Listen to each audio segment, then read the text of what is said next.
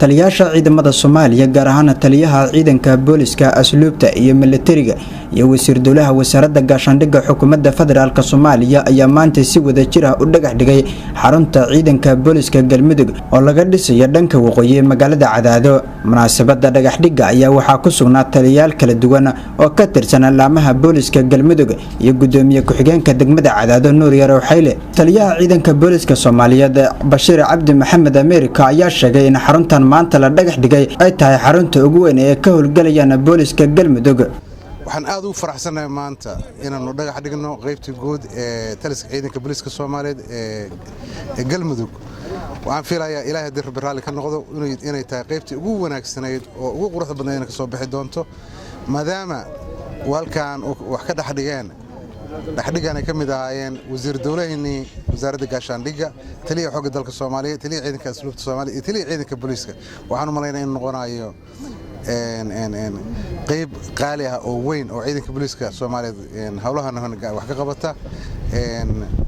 ummadda shacabkana si fiican loogu adeego. wasiir dowlaha wasaaradda gaashaandhigga xukuumadda federaalka Soomaaliya Maxamed Cali Xagaa ayaa sheegay in xaruntan ay tahay tii ugu horeysay oo si wada jir ah ay xariga uga jiraan taliyaasha ciidanka qalabka sida Soomaaliya. waa sida taliye Bashiir uu sheegay tii ugu baraka badneed bay noqonaysaa wali ma dhicin taariikhda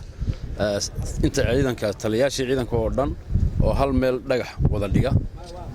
waxaan cadeynaynaa hadda in amarkii ra'iisul wasaaruhu ee ahaa Galmudug inay dhammaan hay'adaha federaalka ee dawladdu ka howlgalaan inuu fulay oo shalayna aan tagnay qaybtii koobilaatanaad absoluta iyo wasaaka oo booliskiya marka reecadaadu aaday u nasiib badan yihiin sababta keentana waxa weyn Bashiir baa marar badan ku celceliyay maxay ahayd waxbay halkan ka dhis marka reecadaadu muxuu ahaa ma gaar ahaan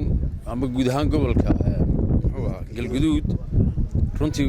waxay dad aad u heelan oo doonayeen inay gacmahooda wax ku qabsadaan in wax loogu daramahay ayaan ku kulannay waan ka madcelinayna soo dhaweyntii waan ka madcelinayna. Umar Ahmed Ibrahim, Telefishinka Som News, magaalada Cadaado.